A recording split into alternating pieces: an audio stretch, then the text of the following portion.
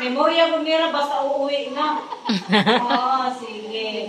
Prayer in the name of the Father, and of the Son, and the Holy Spirit. Amen, Jesus.